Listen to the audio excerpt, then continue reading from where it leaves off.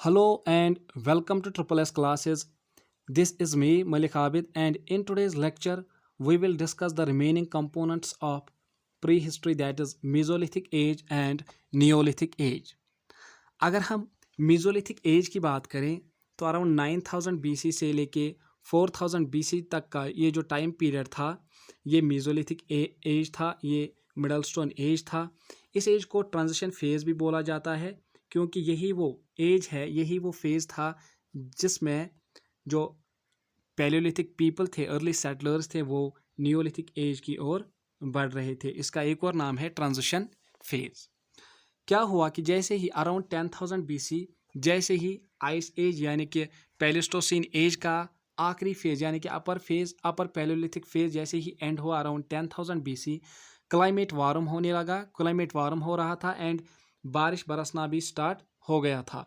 उससे क्या हुआ कि जो उस टाइम की प्लांट लाइफ थी, फ्लोरा था एंड वाइल्ड लाइफ थी यानी कि फाना था, उसमें चेंजेस देखने को मिली क्योंकि एक पर्टिकुलर रीजन की अगर हम बात करें तो कुछ फैक्टर्स है, कुछ फिजियोग्राफिक फैक्टर्स है, लाइक सॉइल है, क्लाइमेट है, टेरेन है।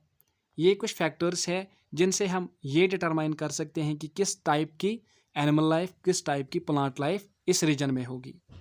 फॉर एग्जांपल अगर हम राजस्थान की बात करें तो राजस्थान में यूजुअली वो एनिमल्स होंगे जिनका स्किन थिन होगा क्योंकि टेम्परेचर बहुत ज़्यादा रहता है। इन कंपैरिजन अगर हम लद्दाख की बात करें जो कि एक कोल्ड प्लेस है, लद्दाख में वो एनिमल्स होंगे जिनका स्किन थिक होगा। ओके, उसके बाद क्या हुआ, जैसे ही फेवरेबल क्लाइमेट मिल गया इन लोगों को, इन्होंने रेनफॉल का, डेंस वेजिटेशन का एंड फॉरेस्ट्स का एडवांटेज लिया और प्रिमिटिव एग्रीकल्चर का स्टार्ट हुआ। यानी कि प्रिमिटिव एग्रीकल्चर स्टार्ट हुआ इसी एरा में, किसमें, मेसोलिथिक एज में। क्या हुआ, अराउंड 9000 BC इसका स्टार्ट होता है। ये लोग भी मेनली हंटर्स थे, फूड गैदरर्स थे एंड ये लोग मोस्टली फिशिंग करते थे क्योंकि ये रिवर बैंक्स पे रहते थे, रिवर बैंक्स पे रहते थे, दरिया के किनारे रहते थे, तो ये लोग फिशिंग काफ़ी ज़्यादा करते थे। लेटर स्टेज में इन लोगों ने डोमेस्टिकेशन ऑफ एनिमल स्टार्ट किया। उसके बाद ये जो टूल्स इस एज में यूज़ होते थे उनको माइक्रोलिथस या टिनी टूल्स बोलते हैं। फेमस साइट्स कहाँ कहाँ से एक्सकेवेट की गई है, राजस्थान में, southern UP, central and eastern India में। फेमस साइट्स की अगर हम बात करें तो दो फेमस साइट्स है, बागोर राजस्थान में जो है, उसके बाद आदमगढ़ है एमपी में। ये जो दो साइट्स है यहाँ से फर्स्ट एविडेंस मिलता है, पहला एविडेंस मिलता है कि इंडियन सब कॉन्टिनेंट में डोमेस्टिकेशन ऑफ एनिमल्स अराउंड 5000 BC से स्टार्ट हुआ। These two sites provide the evidence, earliest evidence that in Indian subcontinent domestication of animals started around 5000 BC। उसके बाद अगर हम कल्टिवेशन ऑफ प्लांट्स की बात करें तो एक स्टडी से पता चलता है, सांभार लेक जो कि राजस्थान में है, वहाँ की एक स्टडी से पता चलता है कि around 7000 to 6000 BC cultivation of plant start हुआ इन इंडियन सब कॉन्टिनेंट। उसके बाद अगर हम बात करें पेंटिंग्स की, एनग्रेविंग्स की, तो ये जो रॉक शेल्टर्स में पाई गई है, तो यहाँ से एक आइडिया मिलता है कि सोशो इकोनॉमिक एक्टिविटीज़ उस टाइम पे किस तरह की होती थी, किस टाइप की सोशो इकोनॉमिक एक्टिविटीज़ करते थे ये लोग। क्योंकि मैंने पहले ही बोला क्लाइमेट फेवरेबल जैसे ही हुआ, इन लोगों ने क्या किया, ये लोग अब टेम्पोरेरी सेटलमेंट्स में धीरे धीरे शिफ्ट होने लगे, टेम्पोरेरी सेटलमेंट्स बनाने लगे, तो ये लोग अब किसी जगह रहने भी लगे। तो क्या हुआ कि कई बार नेचुरल क्लाइमेटीज होती थी तो लोग मरते थे, जिससे इन लोगों ने क्या किया, इन लोगों ने इन मुर्दों को दफनाने लगे ये लोग। तो पहला जो एविडेंस मिलता है इंटेंशनल डिस्पोजल ऑफ डेड का, वो भी इसी मेसोलिथिक एरा से मिलता है। मेसोलिथिक ह्यूमन ब्यूरियल्स हमने कहाँ कहाँ पाई, बागोर में, लंगना जो कि गुजरात में है, भीमबेटका जो कि एमपी में है। यहाँ से पता चलता है कि मेसोलिथिक एरा में ही ये intentional disposal of dead start हुआ, यानी कि ह्यूमन ब्यूरियल्स का बनाना यहीं से स्टार्ट हुआ। फेमस साइट्स कहाँ कहाँ पाई गई मेसोलिथिक साइट्स में, बागोर राजस्थान में, गुजरात में, यूपी में, एमपी में, झारखंड, छोटा नागपुर प्लेट्यू रीजन, उड़ीसा में, जिसमें एक इम्पॉर्टेंट साइट है मयूरभंज, कर्नाटक। अगर हम साउथ इंडिया की बात करें, साउथ इंडिया में कर्नाटका में, तमिलनाडु में एंड आंध्र प्रदेश में। ये था मेसोलिथिक एज का टाइम पीरियड। उसके बाद अगर हम आर्ट की बात करें तो पैलियोलिथिक एज में भी, मेसोलिथिक एज में भी जो लोग थे वो पेंटिंग्स बनाते थे, पेंटिंग्स प्रैक्टिस करते थे। एक इम्पॉर्टेंट साइट है जो कि मध्य प्रदेश में है, भीमबेटका एक इम्पॉर्टेंट साइट है मध्य प्रदेश में। यहाँ से काफ़ी ज़्यादा एविडेंसेस मिलती है पेंटिंग्स की, यहाँ से काफ़ी ज़्यादा क्वांटिटीज़ में पेंटिंग्स हमने पाई। Both it has evidences of both, यहाँ पे दोनों एराज की यानी कि अपर पैलियोलिथिक एज की भी एंड मेसोलिथिक एज की पेंटिंग्स पाई गई है। कहाँ पे? भीमबेटका में। यूजुअली ये लोग क्या पेंट करते थे? बर्ड्स को पेंट करते थे, एनिमल्स को पेंट करते थे एंड ह्यूमन बींग्स की भी पेंटिंग्स बनाते थे। पर्चिंग बर्ड्स जो हैं, यूजुअली ये लोग इन्हीं बर्ड्स को, इन्हीं एनिमल्स को पेंट करते थे जिनको ये लोग हंट करते थे, शिकार करते थे जिनका। उसके बाद अगर हम, एक इम्पॉर्टेंट पॉइंट है, अगर हम पर्चिंग बर्ड्स की बात करें, ये कहीं पे भी अपियर नहीं होती है पेंटिंग्स में। इन पेंटिंग्स में पर्चिंग बर्ड्स वो बर्ड्स होती हैं जिनके 4 टोज होते हैं, 3 आगे और 1 पीछे। ये जो टोज है ये इनको फर्मली, जो पेड़ की टहनियाँ होती है उनको फर्मली पकड़ने में मदद देती है। For example crow, for example sparrow, for example मैना। ये कुछ एग्जाम्पल्स है पर्चिंग बर्ड्स की। एंड इम्पॉर्टेंट आपको याद रखना है कि पर्चिंग बर्ड्स कहीं पे भी अपियर नहीं होती है इन पेंटिंग्स में। उसके बाद अलग अलग हिस्टोरियंस का ये अलग अलग व्यू है। कुछ हिस्टोरियंस का मानना है कि ये इन लोगों ने पेंटिंग स्टार्ट की इसलिए क्योंकि आर्ट को बचाने के लिए, for the sake of art in लोगों ने पेंटिंग स्टार्ट की। मगर जो लोग अभी अभी एवोल्यूशन से गुजर रहे थे, एवोल्यूशनरी फेज से गुजर रहे थे, उनको काफ़ी ज़्यादा नॉलेज भी नहीं होगा रिलेटेड टू आर्ट। तो ये हम इसके अगेंस्ट बोल सकते हैं कि ये सही व्यू नहीं है। उसके बरक्स दूसरे हिस्टोरियंस आते हैं, उनका ये मानना है, दूसरे साइड से कुछ हिस्टोरियंस का ये मानना है कि in order to overcome social conflict ये लोग पेंटिंग्स बनाते थे, पेंटिंग्स प्रैक्टिस करते थे। लेकिन यहाँ पे भी क्या है कि जो लोग अभी एवोल्यूशनरी फेज से गुजर रहे थे, जिनका अभी अभी एवोल्यूशन हो ही रहा था, जो अभी फुली सोशलाइज भी नहीं थे, जो अभी परमानेंट सेटलर्स भी नहीं थे, उनको उनके दरमियान सोशल कॉन्फ्लिक्ट्स भी नहीं होंगे।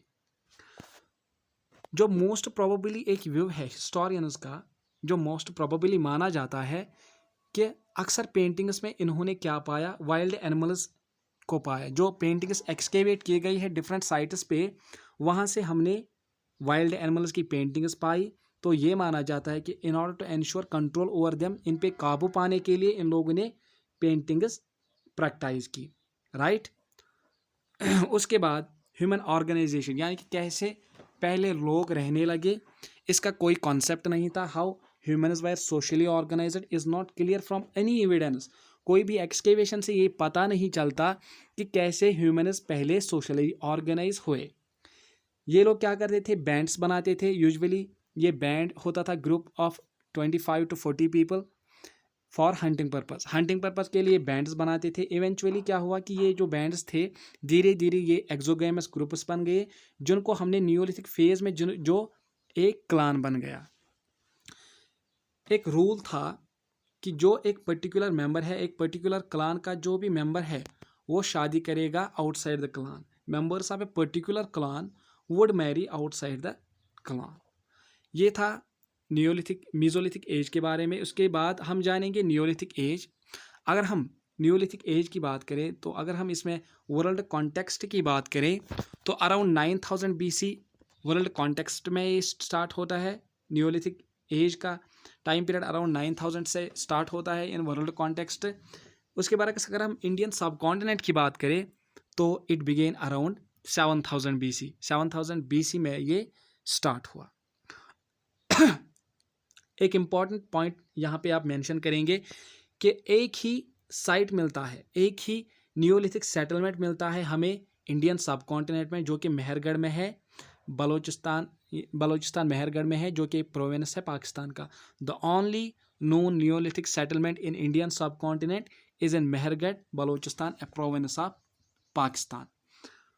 मेहरगढ़ जो है ये लोकेट है कहाँ पे?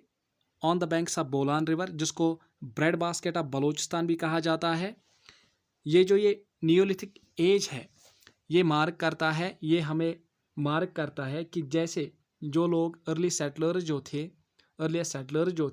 जो कि डोमेस्टिक एनिमल्स रेज करते थे, जो कि एनिमल्स को डोमेस्टिकेट करते थे एंड प्रिमिटिव एग्रीकल्चर को प्रैक्टिस करते थे, जैसे ही इन लोगों का खात्मा हुआ, जैसे ही ये एरा ख़त्म हुआ due to some natural climates like floods, like drought, जैसे ही ये टाइम पीरियड ख़त्म हुआ तो उसके बाद से नियोलिथिक एज का आगाज़ होता है, शुरुआत होती है। नियोलिथिक पीपल जो थे इन्होंने एग्रीकल्चर को मोर एडवांस किया। ये लोग वीट एंड बार्ली प्रोड्यूस करते थे। कौन कौन से ये डोमेस्टिकेट करते थे? कैटल को, शीप को, गोट्स को। सीरियल्स काफ़ी ज़्यादा प्रोड्यूस करते थे लाइक राई, तूर, ये काफ़ी क्वांटिटीज़ में प्रोड्यूस करते थे एंड फिर इनको ग्रेनरीज में स्टोर किया जाता था। जो ग्रेनरीज किससे? मड ब्रिक्स से बनती थी। ये स्टोर हाउस था, just like a store house, इसमें ये सीरियल्स को स्टोर करते थे। आफ्टर 4500 BC में जैसे ही पोटर्स व्हील इन्वेंट हुआ, उसके बाद इन लोगों ने पोट्री को भी प्रैक्टिस किया। ये लोग अब पोट्री भी बनाने लगे एंड ग्रेजुअली इन लोगों ने पेंटेड पोट्री बनाना शुरू किया। ये लोग अब पेंटेड पोट्रीज बनाने लगे। एक इम्पॉर्टेंट साइट है हाकरा, एक इम्पॉर्टेंट साइट है जो कि जहाँ पे काफ़ी ज़्यादा क्वांटिटीज़ में पेंटेड पोट्रीज पाई गई एंड एविडेंटली यही वो जगह है, यही वो साइट है हाकरा जहाँ से हड़प्पन कल्चर का आगाज़ हुआ। यहाँ से बोला जाता है कि हड़प्पन कल्चर का आगाज़ हाकरा से ही हुआ। नियोलिथिक पीपल जो थे ये पॉलिश्ड स्टोन टूल्स यूज़ करते थे। पर्टिकुलरली इस एरा में स्टोन एक्सिस का यूज़ होता था। मोस्टली ये लोग स्टोन एक्सिस का यूज़ करते थे क्योंकि फॉर फॉरेस्ट क्लियरेंस जो इनको लैंड चाहिए होता था, किसके लिए? एग्रीकल्चर के लिए, क्योंकि काफ़ी ज़्यादा एग्रीकल्चर एडवांस हो रहा था धीरे धीरे। एग्रीकल्चर को प्रैक्टिस करने के लिए इनको फॉरेस्ट्स क्लियर करने पड़ते थे, तो यूज़ ऑफ स्टोन एक्सिस इस एरा में बहुत ज़्यादा हुआ। परशुरामा को एक एक्स विल्डिंग हीरो रिप्रेजेंट किया जाता है। उसके बाद based on the type of x used, कौन सी जगह कौन सा टाइप एक्स का यूज़ हुआ है। नियोलिथिक सेटलमेंट्स को कैटेगराइज किया गया है 3 कैटेगरीज में। एक है नॉर्थ वेस्टर्न नियोलिथिक सेटलमेंट्स। यहाँ पे क्या होता था? रेक्टेंगुलर एक्सिस जिनका एक कर्व्ड कटिंग एज होता था, यानी कि ये कटिंग एज होता था, ये ऐसे इस टाइप की रेक्टेंगुलर एक्सिस बनाते थे। Balochistan and Kashmir north western है। उसके बाद अगर हम नॉर्थ ईस्टर्न नियोलिथिक सेटलमेंट्स की बात करें तो यहाँ पे जो स्टोन एक्सिस यूज होती थी वो उनका रेक्टेंगुलर बट होता था, but is just this back part of x, rectangular but होता था, इस टाइप की एक्सिस यहाँ पे बनती थी। एंड उसके बाद अगर हम सदर्न नियोलिथिक सेटलमेंट्स की बात करें, यहाँ पे जो एक्सिस बनती थी उनके ओवल साइड्स होते थे and pointed but, just like this, यहाँ पे इस टाइप की एक्सिस बनती थी। जो ये एरा है, ये जो नियोलिथिक एरा है, इसमें बोन टूल्स का भी यूज़ किया गया। एक इम्पॉर्टेंट पॉइंट है कि नियोलिथिक सेटलमेंट्स जो थी, जो नियोलिथिक एक्सकेवेशंस की गई, वहाँ पे हमने बोन टूल्स पाए। कहाँ से कौन कौन सी साइट्स पे पाई गई? एक तो है बुरज़ोहम जो कि कश्मीर में है एंड चिरंद जो कि पटना में है। ये जो 2 साइट्स है यहाँ पे बोन टूल्स देखने को मिले। इन अगर हम नॉर्थ वेस्ट कश्मीरी कल्चर, जो कि अगर हम इंडियन सब कॉन्टिनेंट की बात करें तो इसमें इंडिया ही नहीं आता, इसमें क्या आता है? अफगानिस्तान आता है, पाकिस्तान आता है, ओनली इंडिया ही नहीं आता। अगर हम नॉर्थ वेस्ट इंडियन सब कॉन्टिनेंट की बात करें तो जो कश्मीरी नियोलिथिक कल्चर है ये डिस्टिंग्विश होता है किससे? यहाँ पे लोग डिवेलिंग पिट्स में रहते थे, वाइड यूज़ ऑफ सिरेमिक्स होता था, स्टोन टूल्स वेराइटीज़ के इस्तेमाल होते थे, variety of stone tools wire used and इसमें इंपॉर्टेंट क्या है कि बोन टूल्स यहाँ पे इस्तेमाल होते थे, बोन टूल्स का इस्तेमाल होता था एंड कंप्लीट एब्सेंस ऑफ माइक्रोलिथिस, कहीं पे भी माइक्रोलिथिस का यूज़ नहीं होता था। यहाँ पे बुरज़ोहम में कोई भी यूज़ नहीं होता था, माइक्रोलिथिस का कभी यूज़ नहीं हुआ था। यानी कि ये कह सकते हैं कि पहले शायद मेसोलिथिक एरा में यहाँ पे कोई भी सेटलमेंट नहीं था। मोस्ट इम्पॉर्टेंट साइट जो है कश्मीर में वो है बुरज़ोहम। ये लोग कहाँ रहते थे? लेक साइड्स में रहते थे। किन में? पिट्स में, गड्ढों में रहते थे। लेक साइड्स के साइड में रहते थे, पिट्स में, गड्ढों में रहते थे। एंड प्रोबेबली हंटिंग करते थे एंड फिशिंग करते थे, क्योंकि लेक के साइड में रहते थे तो काफ़ी ज़्यादा फिशिंग भी करते थे। अनदर इम्पॉर्टेंट साइड जो है नॉर्थ वेस्टर्न में जो है, यानी कि कश्मीर में एक और इम्पॉर्टेंट साइट है, वो है गुफक्राल। यहाँ पे कहा जाता है कि यहाँ पे बोथ एग्रीकल्चर को भी प्रैक्टिस किया जाता था एंड एनिमल हस्बेंड्री यानी कि एनिमल रेयरिंग भी होता था यहाँ पे। उसके बाद एक और साइट है जहाँ पे बोन टूल्स का यूज़ हुआ है, वो है चिरन, जो कि पटना में है। यहाँ पे वो टूल्स पाए गए जो कि हॉर्न ऑफ डियर से बनते, यानी कि हिरन के सींग से ये अपने टूल्स बनाते थे फॉर हंटिंग पर्पस। जो पीपल ऑफ बुरज़ोहम है, बुरज़ोहम के जो पीपल है वो कोर्स ग्रे पोट्री बनाते थे, यूज़ करते थे। फेमस साइट्स कहाँ कहाँ पाई गई हैं? मेघालय में, विंध्यास काइमूर हिल्स में, कोल्डीवा, महागरा, इलाहाबाद में। ये जो महागरा है इलाहाबाद में, ये साइट, इस साइट से पता चलता है कि इसी एज में राइस कल्टीवेशन हुआ। महागरा में राइस कल्टीवेशन स्टार्ट हुआ अराउंड 5th मिलीनियम BC। और उसके बाद एक और साइट है तरादी। ये इंपॉर्टेंट साइट्स है नियोलिथिक सेटलमेंट्स की। उसके बाद अगर हम Neolithic settlements in south India की बात करें तो अराउंड 2400 to 1000 BC का जो टाइम पीरियड है, इस टाइम पीरियड में ये एविडेंस मिलता है कि साउथ इंडिया में नियोलिथिक लोग रहते थे। साउथ इंडिया की बात करें तो एक इम्पॉर्टेंट ग्रुप, बहुत बड़ा ग्रुप था जो नियोलिथिक पीपल का था। ये लोग साउथ इंडिया में रहते थे, south of Godavari river. Stone axes का यूज़ करते थे एंड ब्लेड्स का यूज़ करते थे। ये लोग स्टोन कर्नल्स का यूज़ करते थे, यानी कि स्टोन की चक्की का यूज़ करते थे फॉर ग्राइंडिंग कॉर्न को पिसने के लिए।